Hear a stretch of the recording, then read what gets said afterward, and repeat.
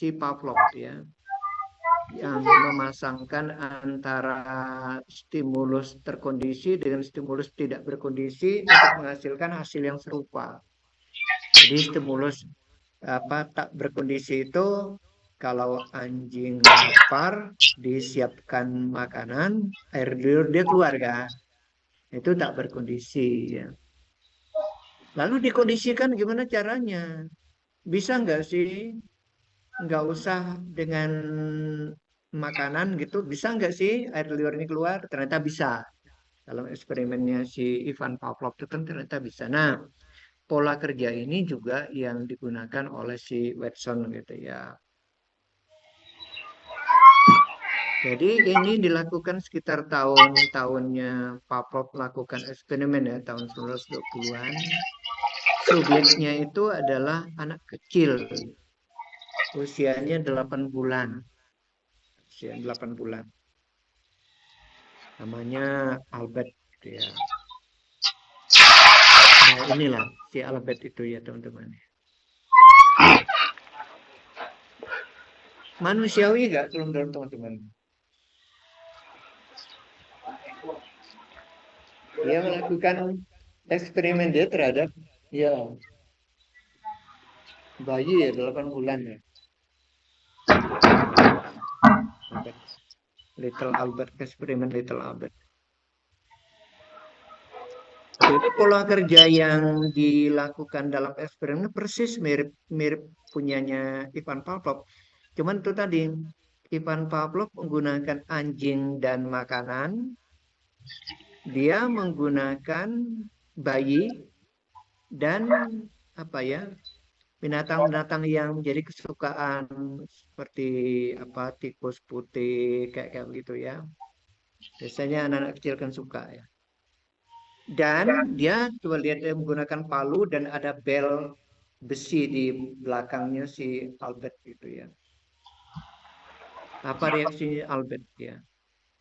Pertama-tama Albert ini ditunjukkan monyet, kelinci, anjing, tikus, lucu-lucu gitu ya. Jadi Albert senang ya anak kecil ya, senang.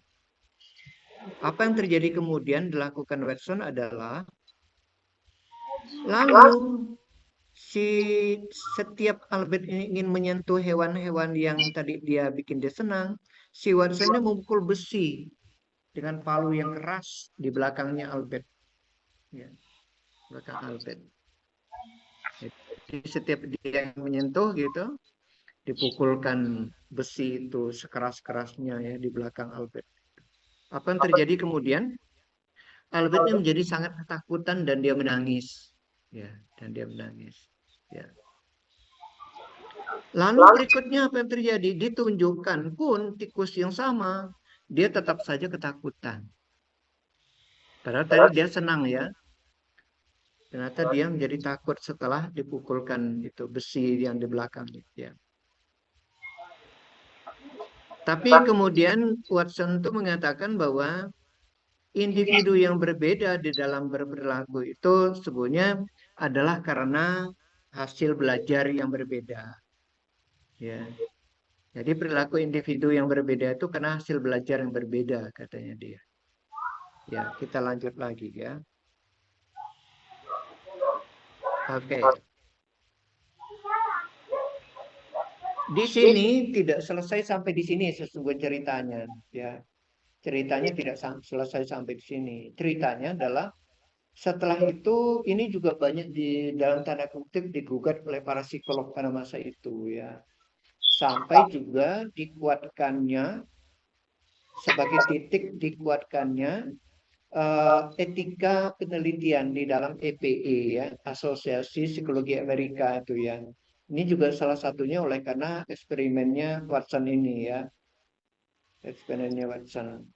Jadi Watson ini dia adalah profesor, lalu dia melakukan penelitian dengan mahasiswa ya, mahasiswa S2 seperti ini, dan kemudian mahasiswa itu dijadikan istrinya, gitu kan. Bukan itu masalahnya, tapi masalahnya ketika dia melakukan eksperimen seperti ini gitu. Jadi tidak manusiawinya gitu ya. Dia ketika Albert ini, konon Albert ini juga kalau nggak salah dia hidrocephalus juga ya. orang tuanya miskin, begitu oleh karena alasan miskin itulah kemudian ibunya Albert ini mau anaknya dijadikan kelinci percobaan gitu ya. Dan pada akhirnya kalau tidak salah dia ini meninggal di usia muda ya, si Albert ini ya. Setelah eksperimen ini si Albert ini menghilang, nggak tahu kemana ya. Lalu dari pihak perguruan tinggi itu minta Sir Watson untuk mencarinya dan dia tidak ketemu. Akhirnya pihak perguruan tinggi yang mencari di mana si Albert ini. Usut punya usut ternyata bukan Albert namanya, tapi Douglas ya namanya ya. Douglas gitu. Tapi dia mati muda, saya lupa usia berapa dia meninggal tuh, si Douglas ini. Gitu. Jadi singkatnya eksperimen ini memang pada akhirnya si Watson ini tetap mendapatkan penghargaan dari Asosiasi Psikologi ya. Tapi tentang tidak manusiawinya dia melakukan penelitian itu tetap dicatat dalam sejarah ya. Tetap dicatat dalam sejarah ya. Oke, itu salah satu teori ya. Jadi yang mengaitkannya itu tadi mengaitkan bagaimana masab eh, masabnya behaviorism itu untuk menjelaskan teori belajar itu. Salah satunya adalah apa teorinya Watson ini ya. Kaitan antara SR ya, SR bound teori, SR bound teori. Oke. Teori berikutnya yang menjelaskan ini adalah classical conditioning-nya Ivan Pavlov ya. Ivan Pavlov ya. Nah, tadi saya katakan ini mirip Ivan Pavlov ya. Memang Watson mengakui dia terinspirasi dari Ivan Pavlov ya. Cuman Ivan Pavlov ini menggunakan hewan cobanya adalah anjing gitu ya. Anjing jadikan hewan coba. Lalu pada diri anjing itu kelenjar air liurnya itu dioperasi. Tujuannya adalah kalau dioperasi dan itu diberikan selang di sana, maka ketika proses keluarnya air liur itu atau disebut proses salivasi, proses salivasi itu terjadi, maka dapat diukur melalui selang yang transparan itu ya di kelenjar air liurnya. Ya. Eksperimen ini di awal awal abad ke 20 ya. Awal abad ke-20 ya, 1902 yang menghantarkan si Ivan Pavlov ini ya, dia menerima hadiah Nobel bidang kedokteran ya pada 1904. Jadi ini ceritanya awalnya Pavlov ini bermaksud meneliti proses salivasi, proses keluarnya kelenjar air liur ya, melalui kelenjar liur itu. Tapi secara tidak sengaja ia menemukan ternyata proses keluarnya air liur anjing itu tidak saja terjadi pada makanan sebagai stimulus tak berkondisi. Ya. Ternyata stimulus netral, bunyi bel, ya, yang dikaitkan dengan makanan sebagai stimulus tak berkondisi itu juga dapat memicu keluarnya air liurnya si anjing. Ya. Itu juga dapat memicu keluarnya terjadinya proses salivasi begitu ya. Oke. Jadi ini juga menjelaskan tentang teori belajar. Ya. Tadi kita diajarkan oleh Watson sebenarnya proses belajar itu terjadi tidak hanya pada sesuatu yang positif, tapi juga bisa terjadi untuk sesuatu yang negatif, teman-teman ya.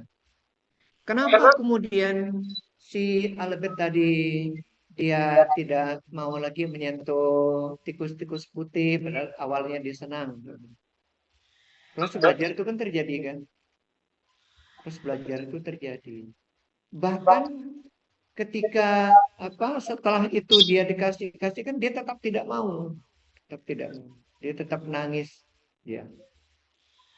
Jadi kalau kita kembali kepada belajar itu sebagai proses perubahan perilaku baik COVID maupun COVID sebagai hasil dari latihan atau pengalaman kita. Kalau kita kembali di sana, maka apa yang dilakukan oleh Douglas tadi atau Albert tadi memang terjadinya proses belajar. Karena proses belajar itu terjadi atau perilaku itu dimiliki oleh Albert secara relatif permanen.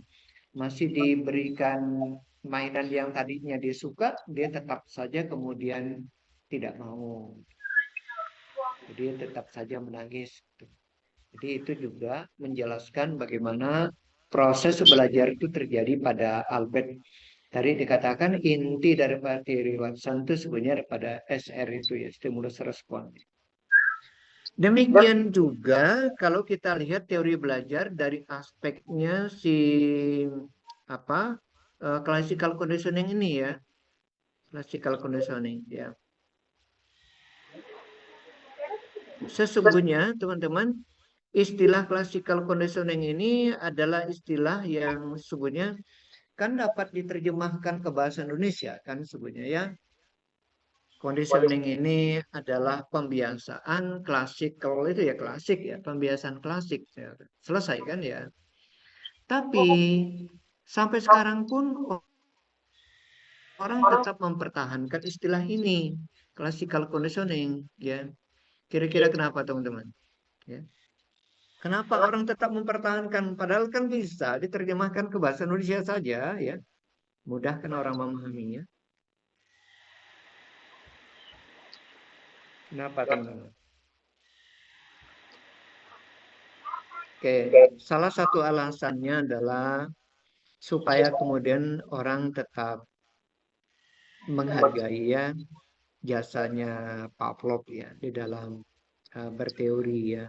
Dan alasan kedua adalah kalau kita ganti dengan bahasa yang bukan classical conditioning, maka ketika orang mencari akar daripada teori ini, orang kan kesulitan. Sehingga dibiarkan apa adanya. Oke, kurang lebih apa yang dilakukan oleh Pavlov itu seperti ini, teman-teman ya. Nah, ya, seperti itu ya. Jadi di situ ada 2, 3, 4 ya. Jadi sebelum ini terjadi,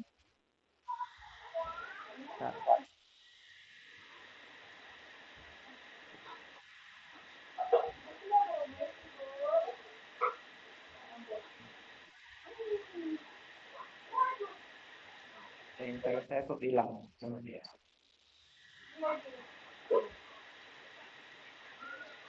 Oke,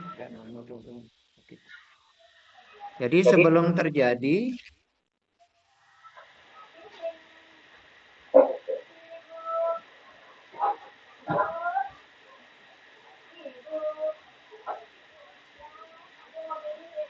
ya. Nah, ini kan sebelum terjadi ya. Sebelum maksudnya ini kan stimulus tak berkondisi ya. Jadi sebelum pembiasaan, sebelum conditioning. Ya, kalau anjing itu lapar, lalu disajikan makanan begitu, ya normal saja ya. Kalau air liurnya keluar, terjadilah proses salivasi. Jadi stimulus tak berkondisi, respon tak berkondisi. Sesuatu yang normal terjadi. Jadi kalau anjing dibikin lapar begitu, ada makanan maka air liurnya keluar. Berikutnya, ini ada stimulus netral, bel ya, bel. Anjing dalam kondisi lapar, lalu dibunyikan bunyi bel, ya dia nggak ada responnya, nggak responnya. Apa urusan bunyi bel dengan ini kan nggak ada. Yang ketiga ini yang menarik. Jadi beberapa detik setelah bunyi bel disajikan makanan ya. 1 atau 2 detik disajikan makanan. 1 atau 2 detik disajikan makanan ya. Jadi betul-betul dilakukan pengkondisian ya, pembiasaan ya. Pembiasaan. Ya. Terus lakukan seperti itu. Jadi diberikan kalau nggak salah diberi jeda 15 menit dalam 32 kali percobaan. Terus begitu. Lama-lama apa yang terjadi? Hanya dengar bunyi bel saja, proses salivasi itu terjadi. Hanya dengar bunyi bel saja. Yang tadi semula dia nggak ada responnya. Tapi ketika digabungkan dengan makanan, lama-lama begitu, karena pembiasan tadi, jadi ada 15 kali, ada 32 kali dalam 15 menit, lama-lama terjadi seperti ini. Bisa dipahami teman-teman.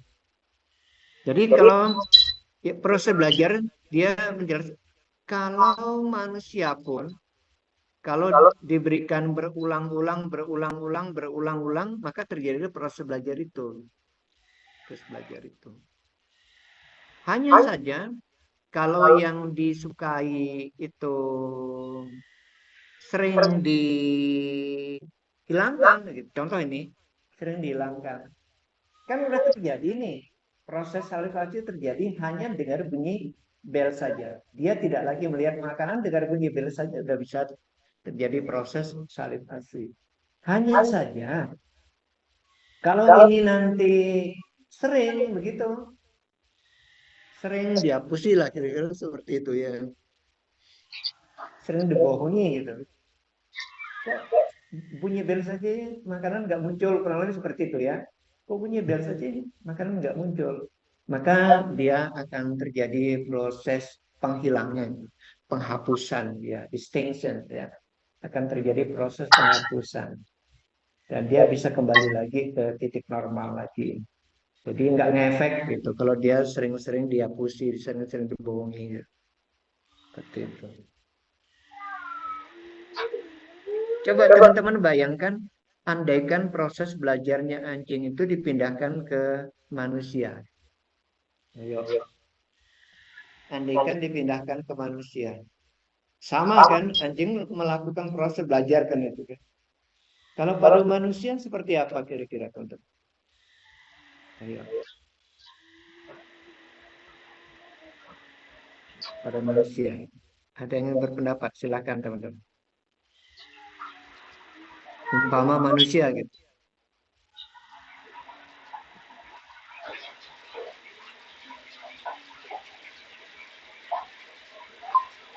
Bapak saya mau bertanya. Bu. Iya, silakan. Siapa nih, Bruder ya? Ini proses pembelajaran ke manusia yang masih bayi atau sudah dewasa? Kalau Ya, sudah dewasa kan terserah dia lah, sudah Bruder. punya Mau ambil konsep. contoh yang mana ya? Kalau sudah Kalau dewasa kan, yang kan dia sudah sudah, punya ya, konsep. iya. Nah, kalau sudah punya konsep itu kan agak sulit untuk merubah konsep. Apalagi Apalagi kalau kalau kayak tadi ditipu-tipu tadi itu.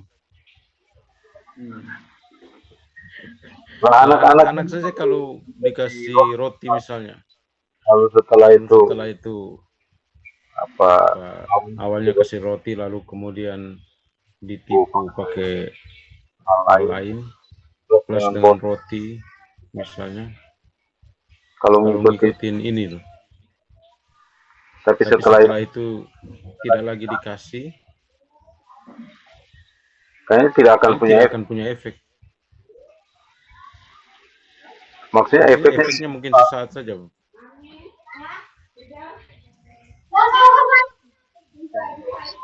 Itu bisa saya tanggapan saya. Brother, ya, umpamanya begini, kalau teman-teman tempatkan diri sebagai pendidik gitu, atau sebagai orang tua, coba penerapan teori classical conditioning ini kira-kira seperti apa supaya kemudian teori ini tetap menguntungkan untuk kita terapkan. Kurang lebih seperti gimana? Ayo teman-teman, Bruder mungkin yang lain silakan. Kalau kita tempatkan diri kita sebagai pendidik atau sebagai orang tua, meminjam teori classical conditioning ini supaya tetap menguntungkan kita yang mendidik. Kira-kira seperti apa, teman-teman? Ayo, silakan diretas pemikirannya ya. Gimana?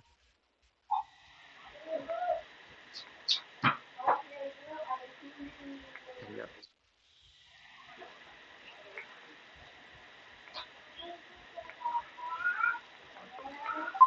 Kalau Kalau tidak tidak dilakukan kondisi, oke, maksudnya setelah setelah dilakukan kondisi dia sudah terbiasa, lalu lalu lepas, lepas total, kayaknya tidak tidak menjadi menjamin Bapak. Kecuali Hmm. seperti yang apa Bapak katakan tadi, mungkin mungkin ada ada waktu jeda waktu dilepas, lalu diberi kondisi diberi lagi. kondisi lagi, terus dilepas, terus begitu. Kalau Kalau tidak tidak bisa menjamin kalau dia tetap dia melekat tetap pada. melekat pada dia punya konsep. Hmm. Oke. Yang lain lagi ingin berpendapat ya, terima kasih Den. Ayo, yang lain lagi silahkan berpendapat. Gimana caranya teori ini tetap menguntungkan kita sebagai pendidik? Terima kasih. Oke. Gimana teman-teman? Ya, silakan.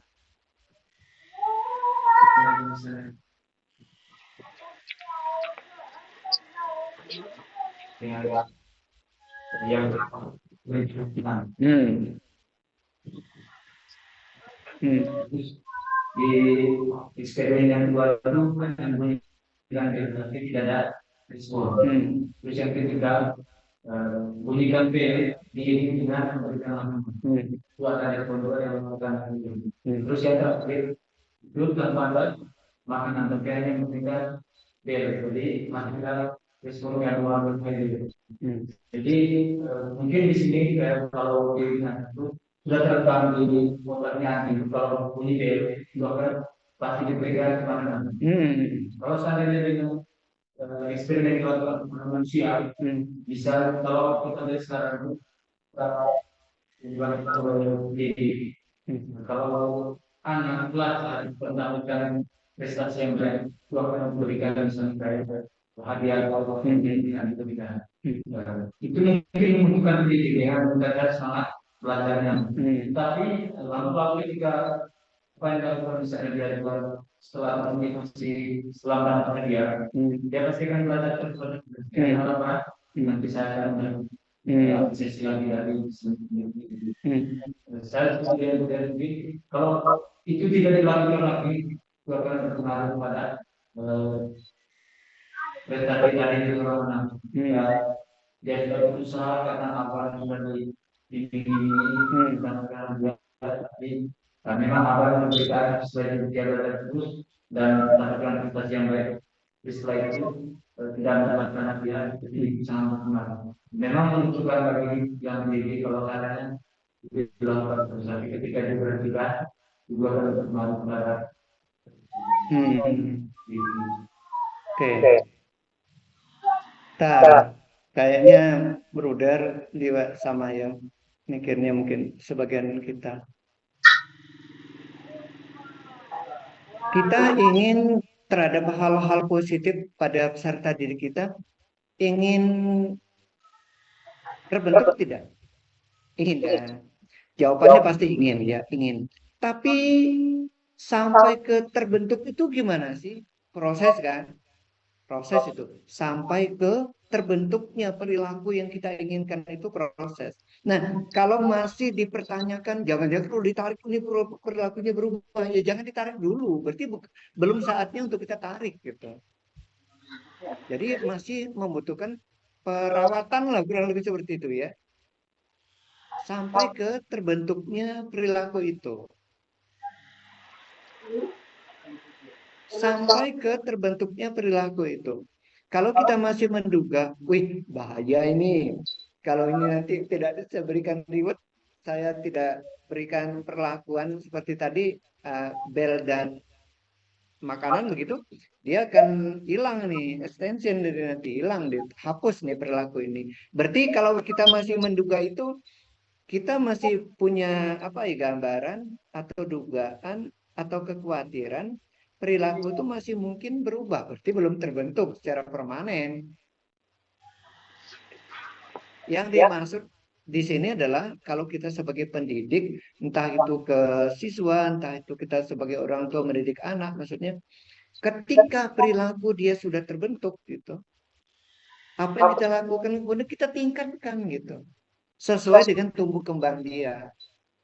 ya, sesuai dengan tumbuh kembang dia. Jadi anak itu tetap tertantang untuk dia melakukan hal-hal yang baik, tetap tertantang untuk melakukan hal-hal yang baik.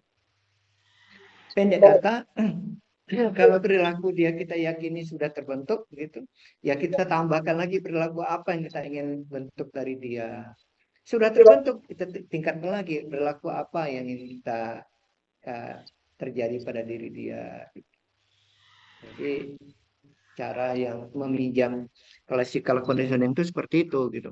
Kan tentu tidak untuk anak TK lalu kita pertahankan ketika dia sampai SD kan nggak mungkin kan. Jadi sesuai dengan tumbuh kembang dia itu kita juga harus apa memikirkan bentuk perilaku spesifik apa yang ingin kita bentuk pada anak. Ada yang tambahan mungkin, Bruder? Nah, itu Bapak. Bisa diterima kader. Terima kasih Bapak. Apa ini Bapak? Yang saya pikirkan begini.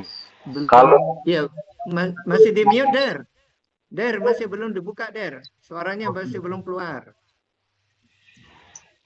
yang saya pikir sebaliknya Yang begini. saya pikir sebaliknya begini, Bapak. Tidak berbahaya kalau kita terus Apakah tidak berbahaya kalau kita terus memberikan hadiah? Mm-mm. Bukankah itu memunculkan Oh, pada anak itu mental enak, misalnya? pasti diberi hadiah. Oh, kalau saya begini nanti pasti diberi hadiah misalnya. Kalau dalam konteks beri hadiah, Pak. Oke, itu dari ya. Kalau Oke. dalam konteks beri hadiah, Pak. Iya. Hadiah yang dimaksud mungkin perlu kita perlu kita jernihkan ya. Jadi hadiah yang dimaksud reward ya teman-teman ya. Bukan hadiah itu harus dalam bentuk uang kah, hadiah dalam bentuk makanan kah, atau apapun juga bukan. Kita menganggukkan kepala, mengacungkan jempol, tersenyum, mengedipkan mata, itu juga bentuk hadiah juga, pujian juga. Jadi tidak sesempit itu ya, dari yang maksudnya tidak harus hadiah, harus lari ke pasar dibungkuskan gitu. Tidak harus seperti itu gitu ya. Tapi Bapak mau apapun juga yang menunjukkan pentingnya kita sebagai pendidik itu memberikan apresiasi gitu. Jadi tidak harus yang wah teman-teman yang dalam memberikan hadiah ini tidak harus wah perilakunya gitu. Jadi sejauh kita menunjukkan adanya kapabilitas daripada peserta didik, maka kita semuanya tidak boleh pelit untuk memberikan reward gitu teman-teman ya. Tidak boleh pelit. Sayangnya budaya itu bukan budaya kita orang Indonesia gitu ya mungkin kita mengakui lah itu ya sebagai salah satu kelemahan kita ya. Jadi kalau ada anak mampu melakukan sesuatu, ada murid kita mampu melakukan sesuatu, umumnya kita dididik oleh guru kita kan, guru kita juga diam saja kan, mungkin menganggap ya sudah sepantasnya dia mampu melakukan itu. Padahal dalam kajian psikologi itu tidak begitu gitu ya. Jadi apapun yang menunjukkan kapabilitas daripada peserta didik, maka kita dalam konteks peserta didik ya, pendidikan ya, maka kita harus memberikan rewardnya. Bapak, Itu Dan. Oke. yang saya Yang saya maksud maksud itu hadiah itu juga dalam bentuk yang misalnya tadi pujian itu. yang saya Yang mau saya mau tanya, tanyakan begini, Bapak. apakah Apakah ada ada korelasi antara orang yang haus pujian itu dengan yang ini, teori ini? kira itu Kira itu ada atau tidak? Iya. yang Jangan sampai sampai terbentuk misalnya misalnya begini. orang Orang kemudian haus kemudian haus pujian, misalnya. Oke, ya. Bruder agak jauh perjalanannya ya. Jadi ngomong sudah masuk ke area kepribadian ya teman-teman ya. Kepribadian maksudnya area personality ya. Kan orang macam-macam ya teman-teman ya. Ada yang mungkin dia merasa sangat haus pujian, terutama orang-orang yang memiliki kepribadian yang narsisistis misalnya. Orang narsis itu kan dia sungguh sangat haus pujian ya.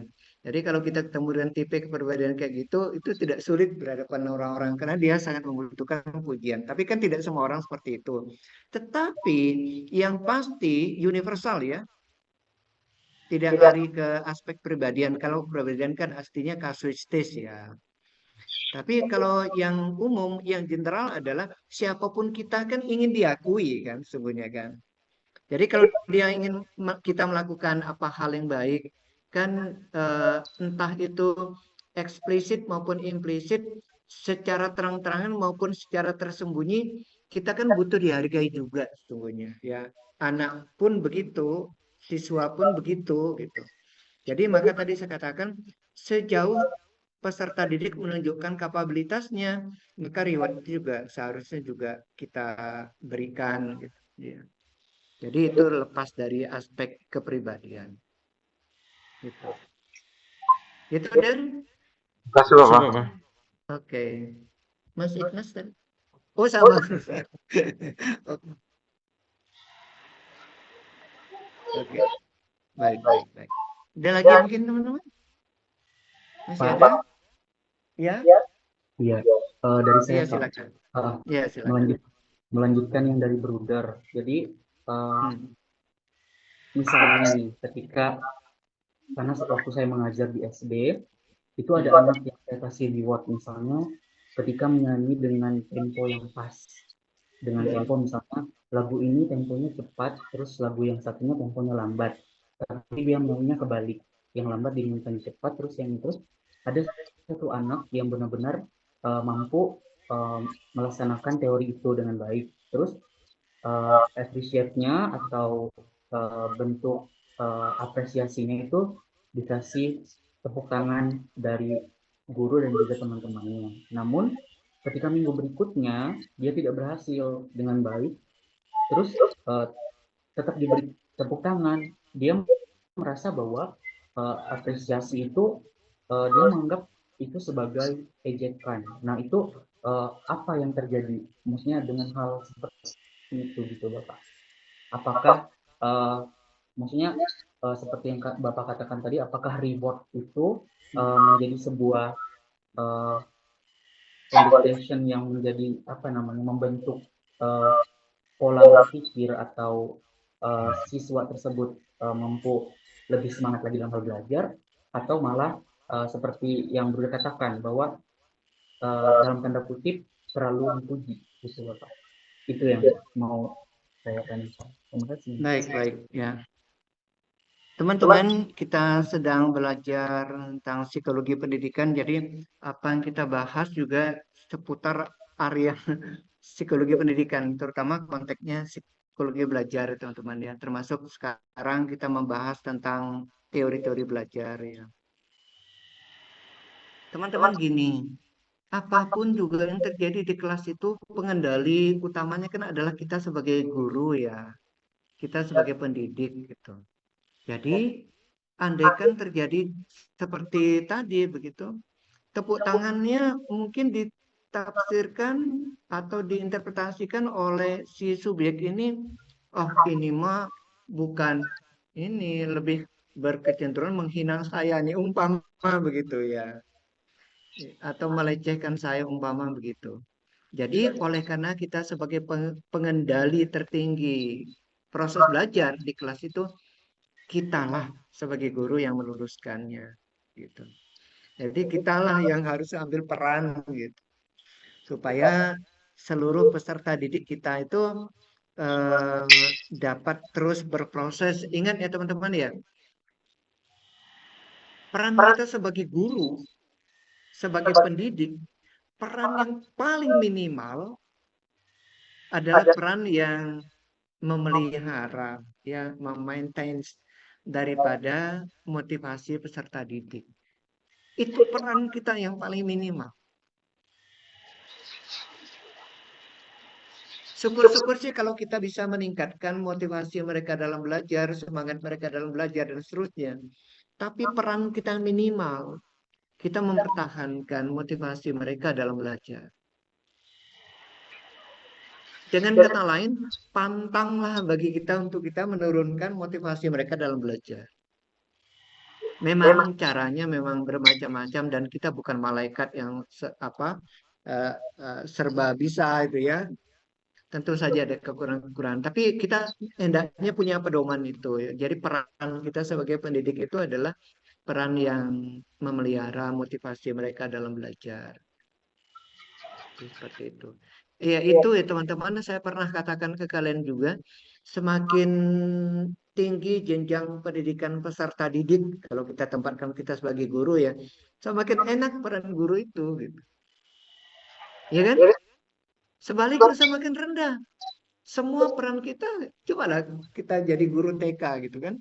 Dari urusan membaca huruf sampai urusan ngengek di WC itu urusan kita. Ya kan? Semua urusan kita. Ya. Iya kan, Jen? Jadi kalau bisa kalian bersyukur lah ya. Lulus nanti dari S2 ini ya regulasi pemerintah mengatakan ya kalian bisa jadi dosen gitu. Kan enak loh kalau jadi dosen kan. Nggak perlu apa, kita tinggal ngomong. Nggak bisa, sumber belajar sekarang banyak. Kalian tuh mahasiswa, bisa ngomong gitu kan. Tapi kalau kita jadi guru, kayaknya nggak begitu tepat nih ngomong itu ya, karena peran kita juga memang harus banyak dalam memberikan support ya, dorongan ya. Oke, gitu Mas Dedi. Ya. Baik, ada lagi ingin bertanya barangkali silakan. Apa saya Oh iya, silakan deh. soal pujian tadi, Pak. kalau itu dilakukan dalam satu ruangan kelas misalnya, ada satu anak atau satu dua anak yang berprestasi lalu kita beri pujian, apakah tidak berpengaruh terhadap siswa yang lain yang dalam tanda kutip tidak punya prestasi misalnya itu. Jadi kalau hanya dua yang dipuji misalnya, karena mereka punya prestasi misalnya ranking 1 dan ranking 2 misalnya. Lalu dipuji di depan sekian banyak temannya. Apakah tidak berpengaruh terhadap anak-anak yang lain? Entah pengaruhnya positif atau negatif. Apakah mereka termotivasi atau malah merasa rendah diri atau dan lain-lain semua begitu.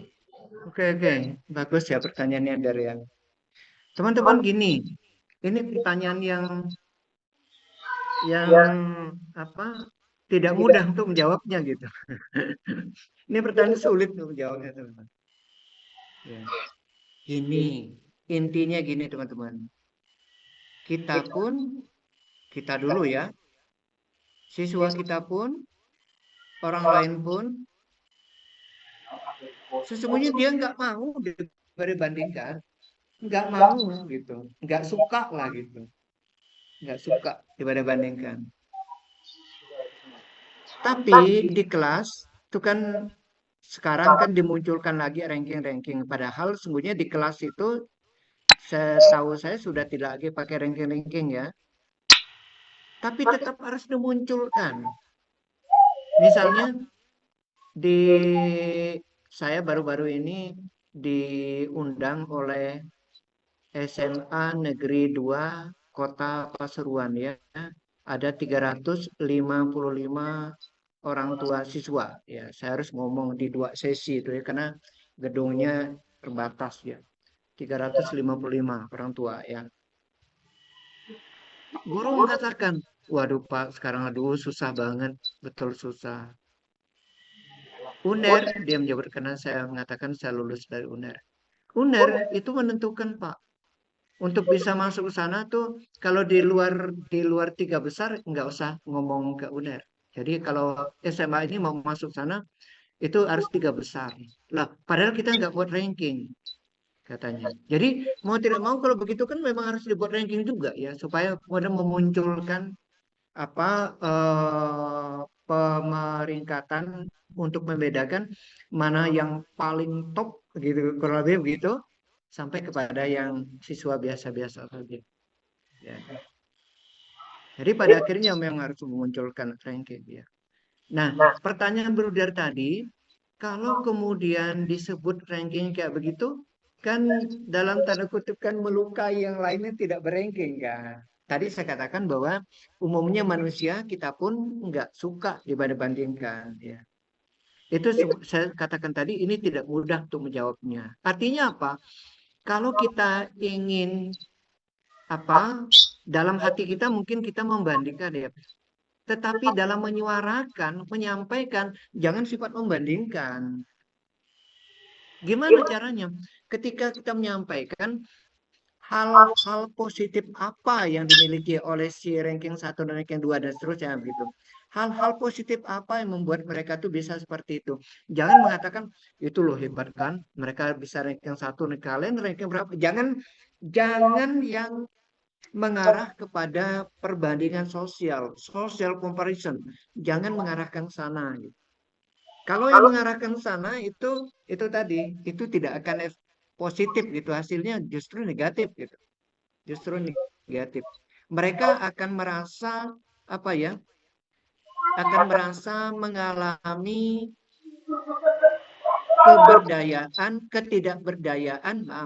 ketidakberdayaan yang dipelajari. Mereka akan mengalami ketidakberdayaan yang dipelajari. Misal, taruhlah ini kelas 2 ya, kelas 2 SMA ya. Jadi kelas berapa? Kelas 11 ya. Umpama ini ya. Dari kelas 10 ya, kelas 10 rankingnya tetap itu. Kelas 11 juga, apa-apa juga mata pelajaran itu pasti munculnya 2 orang itu misalnya, ranking 1, ranking 2. Tukaranlah 2 orang itu, selalu begitu. Kalau kemudian nanti guru membandingkan, membuat perbandingan sosial, siswa-siswa yang lain akan merasa ya apa-apa juga ya tidak mungkin saya mengalahkan dia. Orang dia di hampir di semua mata pelajaran itu dia ranking nilai teratas. Lah, kalau kemudian guru mengungkapkan itu lihat tuh ranking 1, ranking 2. Itu kalau ngomong tentang ranking berarti kita ngomong tentang perbandingan sosial. Kalau itu yang kita ungkapkan gitu, yang menyasar kepada berkecenderungan untuk menyampaikan perbandingan sosial, itu artinya memapankan kemampuan sang anak, dia akan merasa dipuji, dihargai, tapi efek berikutnya adalah pada mereka-mereka yang tidak memiliki ranking tertentu. Efeknya pasti lebih banyak negatif ketimbang positifnya. Jadi poin saya adalah upayakan untuk mengungkapkan hal-hal positif apa yang dilakukan oleh mereka-mereka yang mungkin ranking 1, ranking 2 sebagaimana tadi Bruder katakan. Perilaku positif itu yang diungkapkan, dijelaskan. Bukan pada sisi rankingnya, supaya tidak mengarah kepada perbandingan sosial. Gitu deh. Bisa dipahami deh? Bisa, Bapak. Oke. Bisa, Bapak. Tentu ya. Tentu tadi saya katakan ini jawabannya tidak mudah gitu. Ya. Ada teman-teman yang ingin bertanya? Iya. Silakan, Dan. Saya lagi berpikir begini, Bapak. Apakah itu proses belajar itu terus dengan apa yang tadi kasus-kasus tadi itu, apakah kemudian terbawa sampai ke dunia keluarga, dunia kerja? Misalnya begini, orang melihat orang tetangga misalnya beli motor, lalu kemudian muncul iri hati, bangun rumah, lalu apakah itu punya pengaruh? Oke ya. Maksudnya dia misalnya atau juga ada yang malah membuli. Misalnya karena dia sering dipuji, rame-rame kita bully dia. Begitu. Oke. Iya. Pertanyaannya adalah apakah perilaku tadi perbandingan sosial itu juga bisa menular ke situasi lain ya? Bisa saja deh, bisa saja ya. Hidup ini sesungguhnya diakui atau tidak itu hidup tuh lebih banyak didominasi, bukan sepenuhnya ya, lebih banyak didominasi oleh kebutuhan orang untuk membandingkan dirinya dengan orang lain kan. Diakui atau tidak gitu. Psikologi sosial mengatakan itu, bahwa setiap kita akan menjadikan diri sendiri sebagai pusat dunia sosial. Itu katanya orang psikologi sosial ya. Jadi sesungguhnya ya, tapi saya pastikan orang yang memiliki tingkat kedewasaan yang tinggi dengan kemampuan mengelola emosi itu dengan baik, taruhlah dia memiliki itu, tapi kan tidak terekspresikan kan, tidak terekspresikan ya. Dan yang pasti seperti bruder, suster, biarawan, biarawati, pasti kalau dibuat garis begitu, dia kalau garis itu dikatakan garis normal, tentu yang namanya biarawan berarti untuk urusan perbandingan sosial jauh lah dari kata itu ya. Pastilah jauh lah dari kata itu. Itu ya dari ya. Oke. Terima kasih Terima kasih Bapak. Bapak. Ya, sama-sama. Ada lagi mungkin tanya? Belum? Baik. Kalau belum kita lanjut lagi. Nggak terasa sudah jam 5 teman-teman ya. Oke.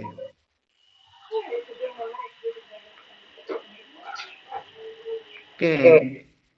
Jadi classical conditioning ini adalah jenis pengkondisian secara sengaja di mana pembelajaran, maksudnya perubahan perilaku itu muncul sebagai akibat adanya stimulus tadi makan dalam hal anjing tadi ya, yang dibuat mirip dengan stimulus yang sebenarnya, dalam hal ini bel tadi ya, sehingga ketika bel dipasang ke dalam makanan, proses salivasi pun terjadi gitu ya.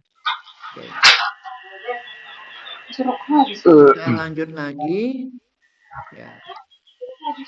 Berikutnya connectionism teori ya. Ini sebutnya sama juga dengan tadi, semuanya bertumpu pada koneksi SR ya, koneksi SR ya. Nah, ini oleh Thorndike ya. Thorndike. Copley Thorndike. Jadi kata dia, hasil belajar itu sebenarnya ikatan antara stimulus dan respon ya. Ikatan.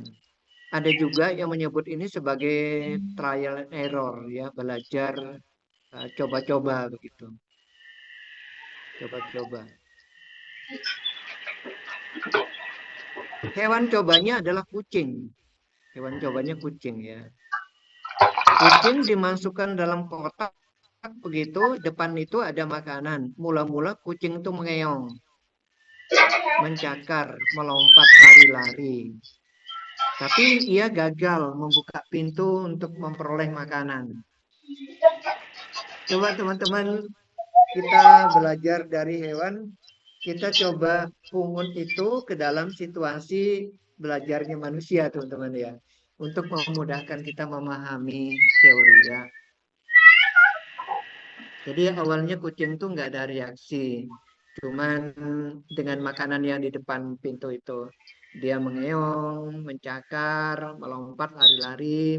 Tapi ya gagal untuk memperoleh makanan itu. Ya. Kurang lebih seperti ini ya. Eksperimennya ya.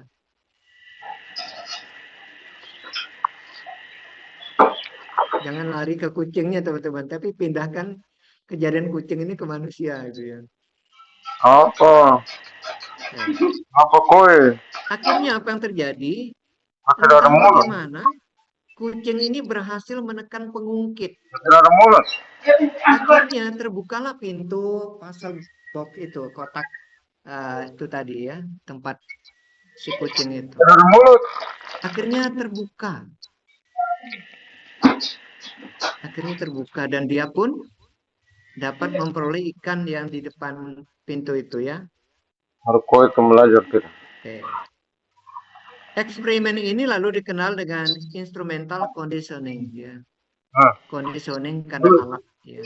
Artinya tingkah laku yang dipelajari berfungsi sebagai alat, sebagai tool, sebagai penolong untuk mencapai hasil yang dikehendaki. Ya, teman-teman. Coba sekarang kita renungkan dalam hidup kita.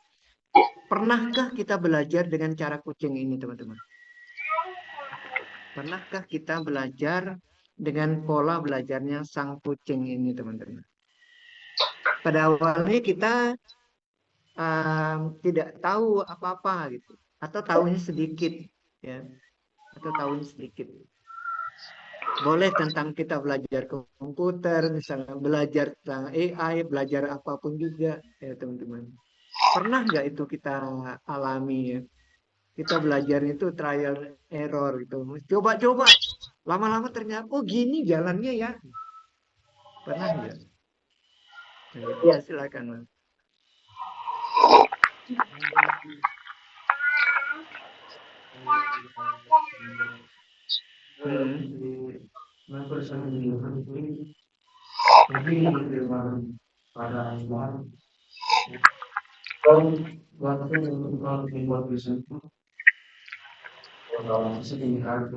Saya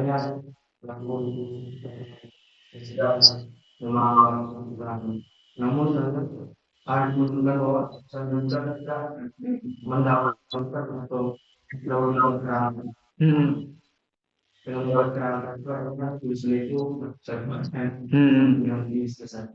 Oke, mantap. Jadi prosesnya juga trial and error ya sebenarnya ya. Pakai sistem coba-coba itu ya. Oke, silakan Mas. Saya tahu teman saya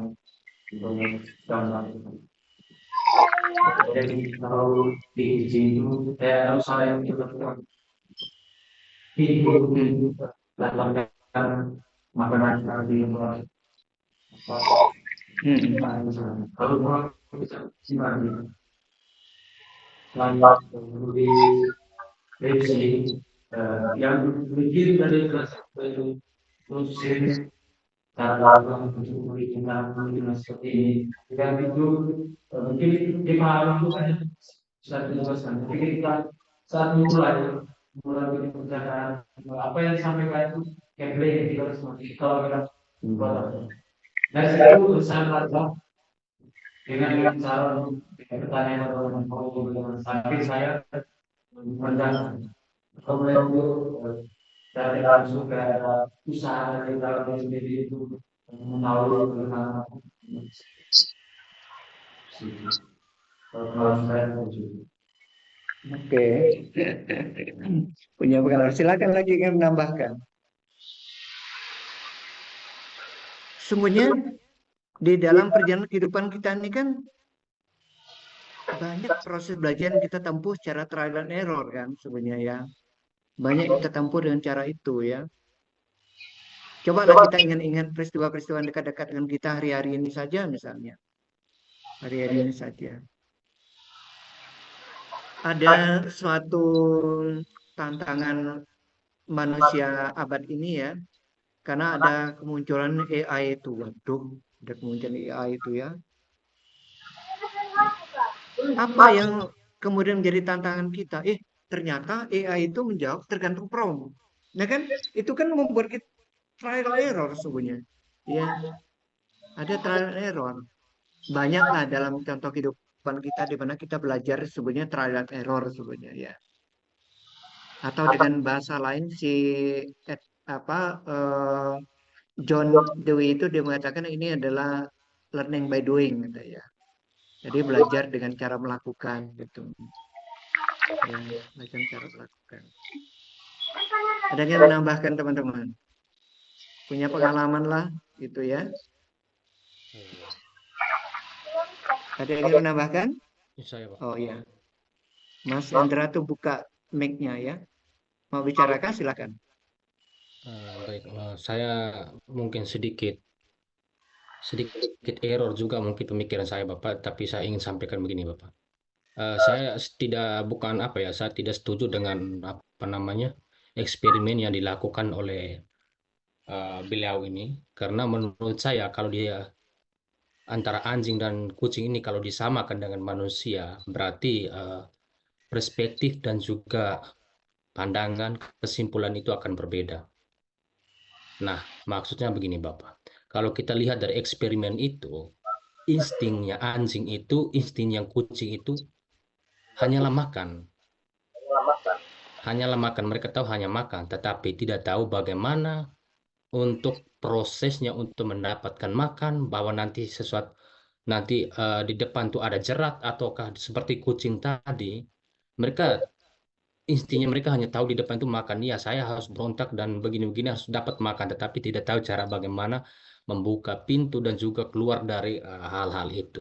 Itu yang saya tidak setuju eksperimen ini lalu disamakan dengan manusia. Karena menurut saya bahwa ketika dihubungkan dengan manusia, berarti perbedaan itu sangat jauh. Artinya bahwa eksperimen yang dilakukan ini kita tidak bisa samakan dengan manusia, karena manusia memiliki pemikiran dan juga proses yang berbeda-beda. Seperti yang dijelaskan oleh Bapak dan juga Bruder dan juga teman-teman tadi, bahwa itu tergantung pada situasi dan juga kondisi. Berkaitan dengan juga motivasi, kemudian dukungan dalam proses pembelajaran. Nah, ini saya juga menemukan suatu titik keganjalan bahwa oh ya, kita tidak bisa samakan antara eksperimen yang dilakukan itu dalam proses pendidikan atau psikologi pendidikan seseorang individu, begitu Bapak. Itu mungkin tambahan dari saya, Bapak. Mungkin Oke. Bapak bisa terangkan kalau ini. Oh ya, Mas Hendra, gini Mas Hendra. Kalau Mas Hendra tidak setuju dengan pandangan orang itu, terus kita belajar dari teori mana lagi Mas Hendra? Itu ya. Jadi Apa? begini, sebentar, Mas Hendra.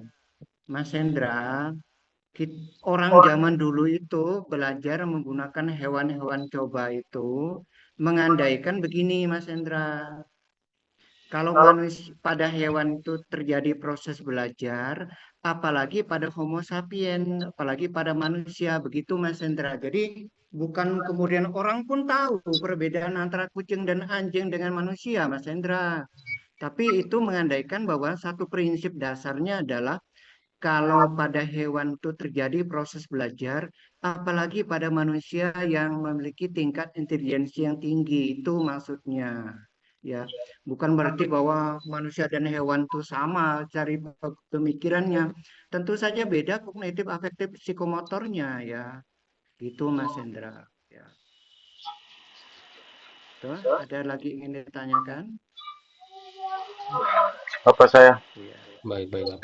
Cuma minta maaf mungkin saya salah menyimpulkan karena tadi Bapak ibaratkan bahwa kucing dan anjing ini ibaratkan kita sebagai manusia. Mungkin saya mengambil kesimpulan dari situ, Bapak. Jadi saya, oh ya, berarti begini Ya. begini begini ya. Jadi begitu Bapak, saya sedikit berpikir ke situ tadi. Oke. Ya, sebenarnya gini ya teman-teman ya. Pada masa-masa dulu itu orang-orang peneliti zaman dulu terutama dari kalangan psikologi itu ya sering menjadikan binatang sebagai hewan coba ya. Tapi sekarang nggak bisa begitu lagi teman-teman. Ya, zaman sekarang tuh nggak bisa begitu lagi. Bukan berarti karena ada hak asasi hewan, bukan begitu ya. Ya kan?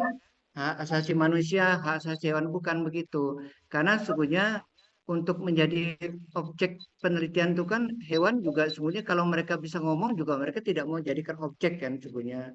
Itu sebabnya ketat sekarang teman-teman dengan adanya kalau kita belajar kode etik ya, kode etik di dalam penelitian itu ya. Ya, mungkin sekali-sekali saya ingin membawakan materi itu juga supaya kita juga cukup paham dengan kode etik di dalam penelitian itu teman-teman. Terutama itu tadi penelitian-penelitian yang eh, apa ya kalau orang Jawa bilang itu bikin soro itu bahasa Indonesianya apa ya? Itu nggak boleh gitu ya, nggak boleh. Terlebih pada manusia ya, hewan pun nggak boleh sebetulnya ya. Itu masuk dalam kode etik dalam penelitian itu teman-teman ya. Kan pernah juga terjadi ya eksperimen dilakukan di Jerman itu ya.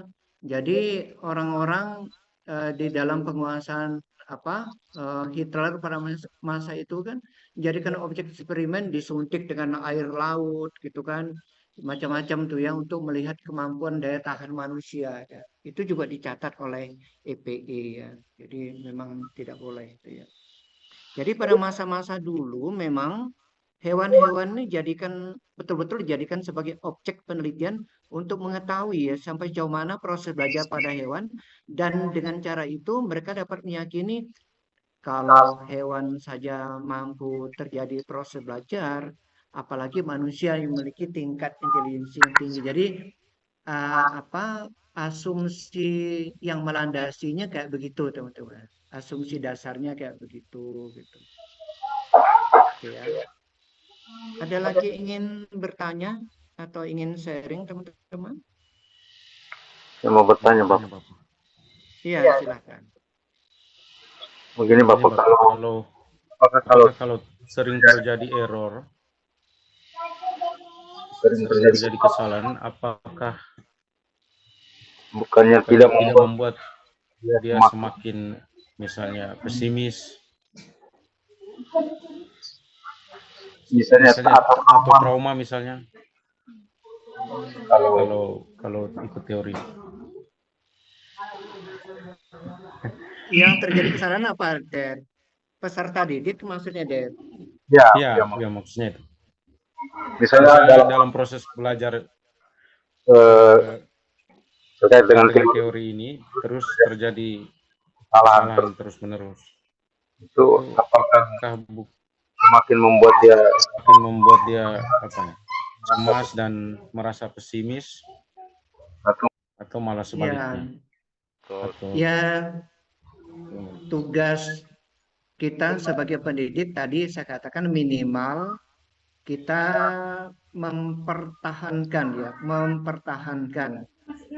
minimal mempertahankan motivasi peserta didik dalam belajar ya.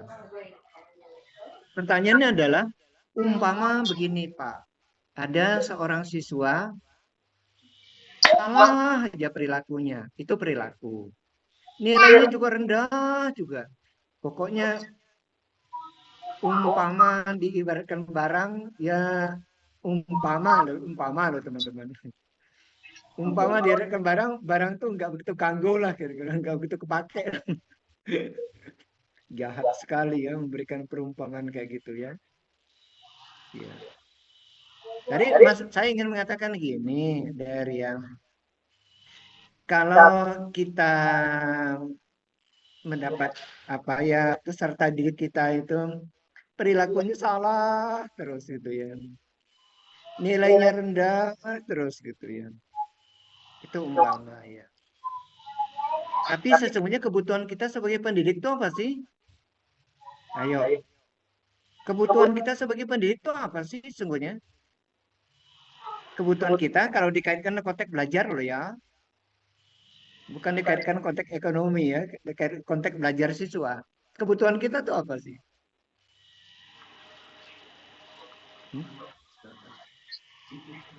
Iya.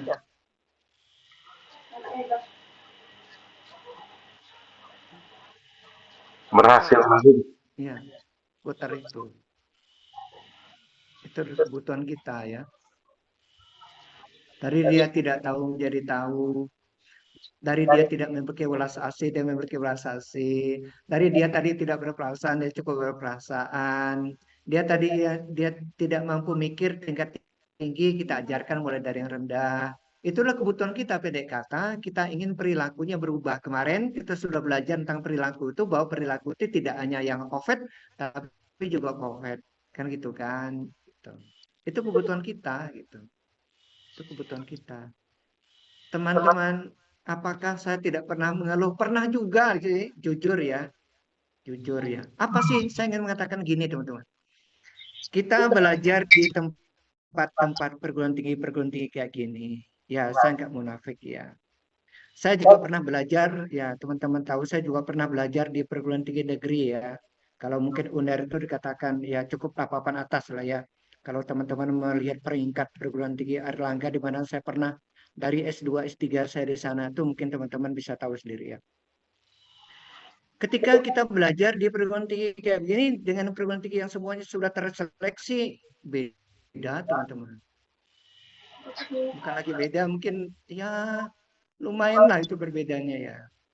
Tapi kita jangan kemudian menggarisbawahi perbedaan itu teman-teman. Tapi yang kita garis bawahi adalah kembali kepada apa sih kebutuhan kita sebagai pendidik. Itu tadi, kita ingin peserta didik kita berubah perilakunya dalam banyak hal, ya, dalam banyak hal. Nah, artinya kalau bagi orang-orang di perguruan tinggi yang papan atas kayak gitu itu mereka dengan gampangnya mengkumlaudekan mahasiswanya, iyalah, karena masukannya memang sudah bagus, tinggal dipoles saja udah jalan. Nah, tapi kitalah yang sesungguh-sungguhnya melakukan itu tadi proses pembelajaran. Karena kita harus membantu mereka dari yang mungkin berat gitu sampai kepada mereka bisa jalan sendiri. Mereka tadi belum mengerti menjadi mengerti, yang tidak tahu menjadi tahu. Jadi kembali lagi teman-teman, ketika kita memutuskan diri kita sebagai pendidik, kita harus siap dengan semua kondisi itu. Paham teman-teman? Bukan berarti saya tidak pernah mengeluh, tidak pernah merasakan semacam apa tekanan begitu teman-teman. Tapi ingat terus, ingat terus, ingat terus, ingat terus, diingat-ingat terus bahwa ketika kita memutuskan diri kita sebagai pendidik, kita harus siap dengan semua situasi itu. Ya. Kalau begitu mudahkah menjadi seorang pendidik? Ya jawab aja sendiri.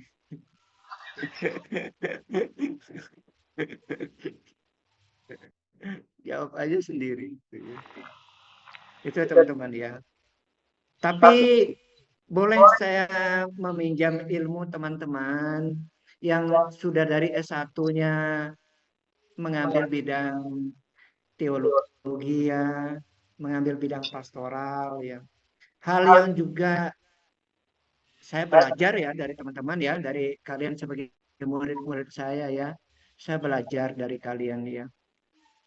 Hal yang tidak kalah pentingnya adalah ketika sentuhan kita itu adalah sentuhan kasih ya teman-teman ya. Itu yang tidak boleh ditinggalkan. Barangkali kita menggunakan sentuhan, kamu harus bisa, teman-teman bisa, kamu harus bisa, umpama. Itu kan menyakitkan kalau kita membuat perbandingan ya. Tapi kalau kita menggunakan sentuhan kasih itu tadi, gini loh, mereka tuh bisa, nggak langsung bisa loh mas.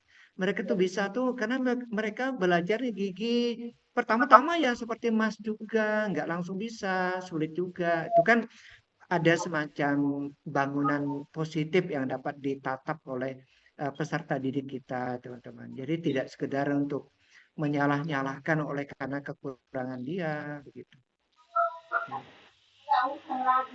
Begitu, Bruder, teman-teman semua. Ada yang ingin sharing lagi kah?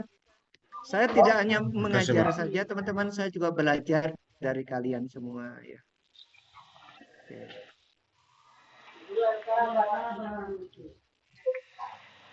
Oke, ada yang ingin sharing lagi teman-teman? Silakan. Atau yang di sini ingin sharing, silakan. Jadi ketika kita memutuskan untuk menjadi pendidik ini teman-teman, sadari itu gitu ya. Jangan cuma bangga dengan status aku kilo guru, aku kilo dosen gitu. Jangan cuma bangga dengan status itu teman-teman ya. Ada risiko yang kita tanggung gitu. Sayangnya saya ngomong gini, saya bukan orang yang cukup piawai dalam mengelola itu semua teman-teman. Ya teruslah belajar, belajar dan terus belajar. Ya. Oke, kalau tidak kita lanjut lagi teman-teman ya. Lanjut lagi.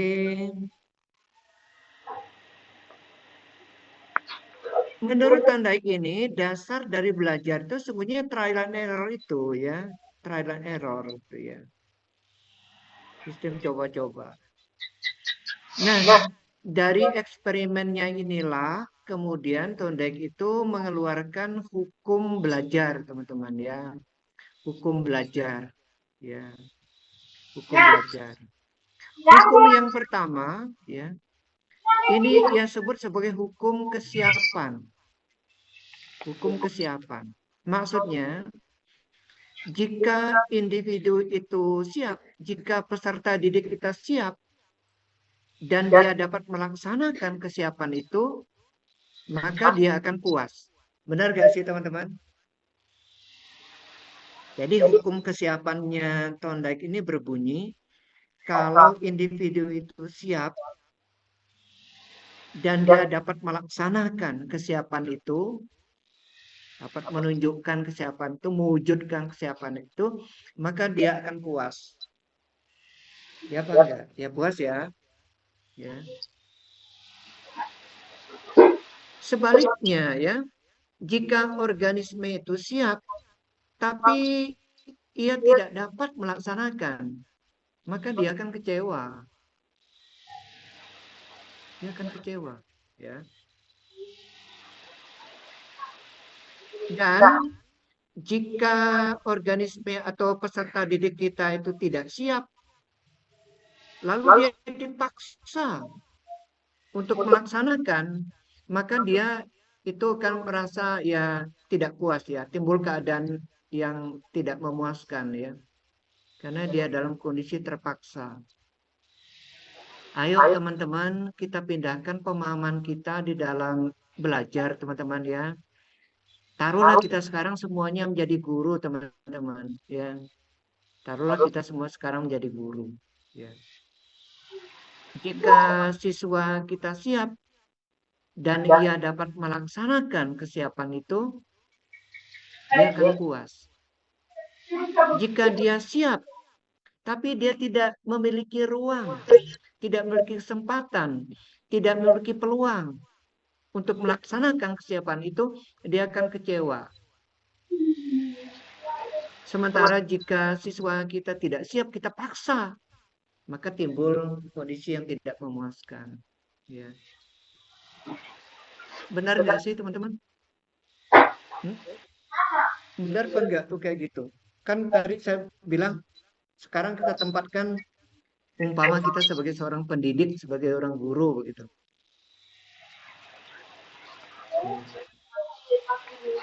Jadi dalam hal kesiapan, Nah itu sebabnya kadang-kadang dosen itu nggak tega gitu ya, guru tuh nggak tega.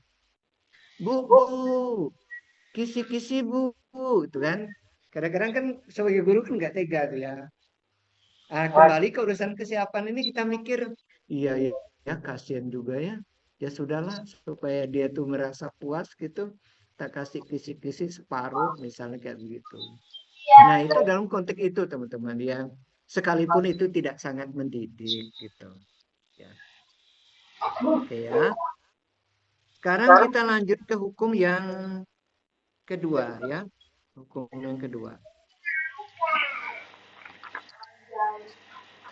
Yaitu hukum latihan.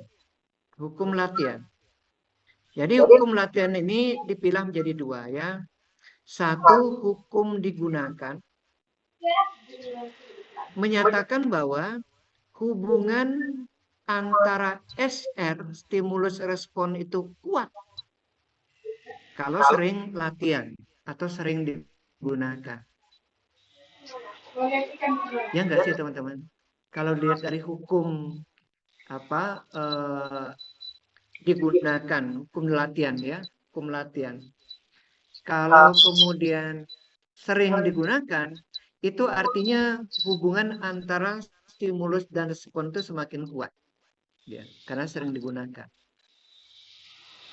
Jadi hukum itu mengatakan, hukum digunakan menyatakan bahwa hubungan atau koneksi, relasi antara stimulus dan respon itu kuat. Ya, jika sering latihan, ya, sering digunakan. Ya. Saya memandang kalian tidak hanya sebagai murid saya, ya, kalian juga sebagai guru saya, sebagai anak didik saya, sebagai mahasiswa saya, sebagai tempat untuk saya curhat juga. Itu kan banyak sekali statusnya kan, sebagai tempat untuk curhat juga. Ya. Saya ingin mengambil ini sebagai contoh saya tes TOEFL, teman-teman ya. Tes TOEFL. Pada saya masih kuliah, waktu saya kuliah S3 itu ya, ada kasus di Airlangga itu, ada seorang calon doktor itu terpaksa DO karena syarat ya, syarat sebelum seminar proposal itu harus lulus tes TOEFL dulu ya, lulus tes TOEFL dulu. Nah, dilala tes TOEFL-nya nggak lulus, sementara waktu terus jalan gitu. Sementara proses dari menyusun disertasi itu kan ada sampai 9 tingkatan, teman-teman. Ujian-ujiannya itu banyak, ada 9 kalau di Erlangga itu. Sampai kepada ujian terbukanya. Kedesak dari waktu itu akhirnya orang itu DO gitu ya. Ya dikatakan salah daripada program studi bukan juga sih, karena memang sebelum itu memang sudah dijelaskan ke calon mahasiswa kan. Dikatakan salah mahasiswanya bukan juga sebenarnya, karena kecepatan orang belajar kan beda-beda kan. Nah, pada masa itu didesak oleh ketakutan itu ya teman-teman ya. Jadi saya ngambil les bahasa Inggrisnya di kampus, di Lia itu dulu itu di sebelahnya Rampal itu ya. Terus ngambil lagi di IDP di dekatnya Jalan Galunggung itu dulu. Sampai sekarang mungkin masih ada IDP di situ. Ya. Jadi les di 3 tempat teman-teman. Ya, 3 tempat. Jadi hari-hari kuping saya sumpel untuk belajar bahasa Inggris tuh. Hari-hari habis tuh saya belajar bahasa Inggris teman-teman. Daripada saya di DO kan. Ya, daripada saya di DO. Ya mungkin yang begitu tuh bukan cuma saya ya. Dari sekian banyak orang mahasiswa itu juga mungkin begitu ya. Cuman saya bercerita tentang pengalaman hidup saya gitu ya. Nah, kalau yang seperti itu sering latihan kayak begitu ya, cas-cisnya mungkin lebih baik ya teman-teman ya. Karena dekatnya ya kita cemas ke dosa itu gitu ya. Jadi hubungan stimulus responnya ya bagus ya. Tapi setelah itu ya udah selesai gitu kan. Udah lulus ini ya. Kan kalau targetnya kalau di S3 itu kan minimal 500 ya. Saya sudah bisa lebih daripada 500 tuh. Senang banget kan. Ya sudah. Nah itu dia. Setelah itu sudah tidak lagi bercus gitu kan. Apa yang terjadi kemudian? Ya hubungan antara stimulus dan respon juga merenggang kan. Kemampuan kita oleh karena tidak latihan juga akan berkurang kan teman-teman. Itulah gambaran bagaimana hukum latihan yang dikemukakan oleh Thorndike ini. Gitu ya. Teman-teman punya pengalaman berbeda silahkan ingin sharing ya. Ada yang punya pengalaman lain gitu dalam kasus yang lain barangkali. Jadi kita mempelajari teori ini agak sulit teman-teman karena sesuatu yang abstrak ya. Tapi kalau kita pindahkan ke situasi diri kita gitu, akhirnya kita lebih mudah untuk hukum latihan kayak gitu ya. Hukum kesiapan kayak gitu misalnya. Ada yang ingin menambahkan teman-teman? Ya. Belum? Belum, kalau belum kita lanjut lagi ya teman-teman ya. Nah, ini tadi ya. Jadi kalau law of disuse itu ya hukum tidak digunakan begitu menyatakan hubungan atau koneksi SR itu akan lemah jika jarang digunakan gitu ya. Kita coba pindahkan ke situasi pembelajaran kita dengan para peserta didik kita juga begitu ya teman-teman ya. Juga begitu ya. Oke, kita lanjut lagi ke hukum berikutnya ya. Jadi kita sore hari ini belajar hukum ternyata ya. Oke. Berikutnya hukum pengaruh. Nah, hukum pengaruh ya. Hukum ini menyatakan bahwa menguat atau melemahnya hubungan SR itu tergantung bagaimana hasilnya. Nah, ini tadi dekat dengan pertanyaan Bruder tadi ya. dekat 6%. Gimana Pak? Kalau kemudian ini nilainya rendah terus, perilakunya salah terus, juga tergantung ya, berpengaruh ke situ ya. Hukum ini menyatakan menguat atau melemahnya hubungan stimulus respon itu tergantung bagaimana hasilnya, ya. Bagaimana hasilnya? Ya, enggak sih teman-teman?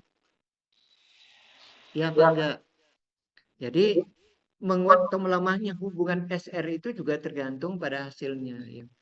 Itu yang kadang-kadang membuat saya sebagai sebagai seorang pendidik itu tidak bisa menjadi pendidik pada titik itu ya, pada titik itu. Maksudnya apa? Kalau sudah berurusan dengan penilaian, ya, karena kaitannya dengan itu teman-teman ya, kaitannya dengan hal ini hasilnya. Peserta didik juga akan melihat hasilnya, ya, akan melihat hasil. Jika stimulus memberikan hasil yang menyenangkan, maka hubungan SR itu akan menguat. Tapi jika stimulus itu tidak memberikan hasil yang menyenangkan, maka hubungan SR itu akan melemah. Ya. Jadi itu juga hasil itu juga akan bersifat menentukan ya. Artinya intensitas hubungan SR itu akan meningkat jika hubungan atau koneksi itu diikuti dengan keadaan yang menyenangkan. Ya. Kalau hasilnya menyenangkan, ya. Kalau hasilnya tidak menyenangkan, ya itu hubungan SR akan melemah, ya, akan menurun gitu ya. Jadi seperti kucing tadi dalam kotak itu ya. Tingkah laku dia menekan pengungkit itu dihubungkan dengan situasi yang menyenangkan. Karena dia dapat memperoleh makanan. Ya. Nah, sayangnya begini teman-teman. Hukum yang dikeluarkan oleh Thorndike ini tidak sepenuhnya dapat diterima oleh para pakar pada masa itu. Kira-kira alasannya apa sih teman-teman? Jadi hukum yang dikemukakan oleh Thorndike ini tidak dapat sepenuhnya diterima oleh para pakar pada masa itu ya, terutama oleh Hall ya, Grandy Hall, oleh John Dewey juga ya, itu juga tidak setuju ya. Jadi para guru atau teman sejawat daripada Thorndike ini tidak setuju dengan temuannya Thorndike ini ya. Itu. Kira-kira kenapa teman-teman? Jadi bahkan mereka mengatakan keberatan gitu dengan temuannya Thorndike ini. Padahal kan kita dapat memahami, iya juga sih kalau lihat dari hukum kesiapan. Iya juga sih kalau lihat dari hukum latihan. Iya juga sih kalau lihat dari hukum pengaruh. Iya, kita bisa mengatakan iya kan. Karena ada benarnya juga kan. Kalau orang siap, kalau dia dapat melakukan kesiapan itu dia akan puas. Tapi kenapa para pakar pada masa itu eranya Thorndike ini tidak setuju dengan hukum yang dikeluarkan Thorndike ini teman-teman? Kalau menurut teman-teman dapat menduga kira-kira kenapa ya? Ya silakan Pak.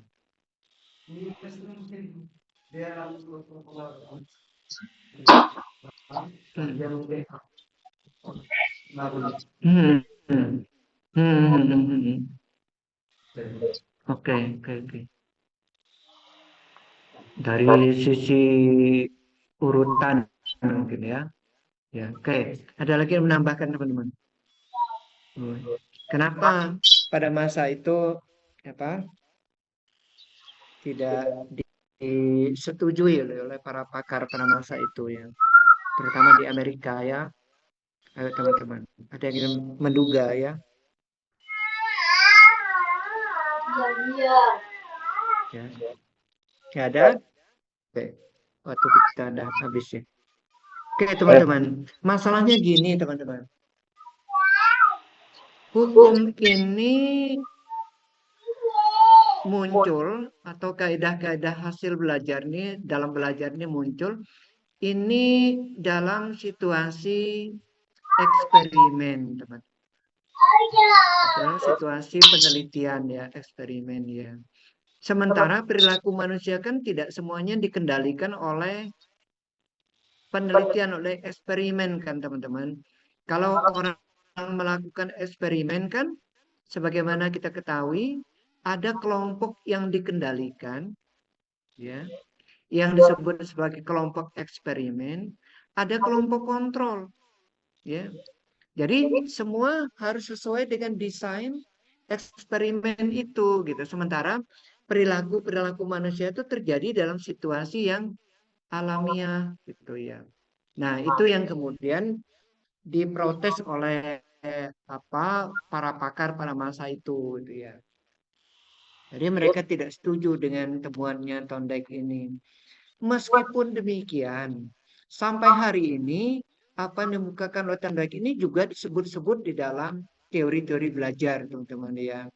Jadi disebut juga sebagai temuan-temuan yang selalu dikutip juga. Artinya, sekalipun ada sebagian ahli yang tidak setuju oleh karena situasi atau kondisi eksperimen, tapi dalam situasi nyata juga ada benarnya juga gitu. Walaupun tidak sepenuhnya barangkali ya, karena itu tadi protesnya si Stanley Hall, John Dewey segala macam itu, karena mereka tuh mengatakan bahwa situasi yang sesungguhnya tidak selalu sama persis dengan situasi eksperimen gitu. Itu teman-teman kan pasti beda ya dalam situasi nyatanya ya. Jadi tidak selalu begitu. Tapi juga ada benarnya juga kan, seperti teori hukum kesiapan, hukum latihan, dan hukum pengaruh tadi teman-teman ya. Jadi ada benarnya juga ya. Oke, begitu mungkin masih ada lagi teman-teman ya. Ada lagi operan conditioning ya. Waktu kita udah lewat, minta tolong nanti dibaca teman-teman ya. Kembali ke tadi, teman-teman benar kan nanti hari Jumat itu nutupi itu ya, hari Jumat ya teman-teman ya. Jumat malam nanti ya. Jumat sore seperti ini. Kita jadi online saja lah ya. Jam 4 itu ya. Oke ya, nanti kita hari Jumat sore kita online ya teman-teman ya, yang di online ya. Ya, jam 4 ya. Oke. Jadi setelah jam 4 kita kuliah, habis itu kita buka puasa. Ya maksudnya saudara-saudara kita yang muslim itu buka puasa gitu. Ya, pas baterainya habis teman-teman ya. Oke, nanti minta tolong dibaca nih teman-teman ya. Masih banyak ini kayaknya. Baterainya tidak bisa diinikan ya. Nah, lihat. Oke, masih banyak nih teman-teman.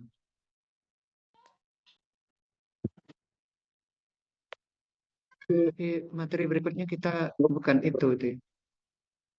Ini masih banyak teman-teman. Ada operan conditioning. Saya nanti bagikan materi ini ke teman-teman. Minta tolong dibaca teman-teman ya. Gestalt lagi. Ya. Oke. Ada Romo masalahnya. Romo hadir. Baik, kita bisa akhiri sampai di sini. Jangan lupa nanti hari Jumat jam 4 ya teman-teman ya. Jam 4 waktu Indonesia Barat ya. Jangan nanti jam 4 ya. Di sini jam 4 juga Pak, tapi Indonesia Timur gitu kan. Bruder masih di luar kota udah. Masih. Oh ya, masih di luar kota. Masih Bapak. Baik. Baik. Silakan Bruder pimpin doa, Der.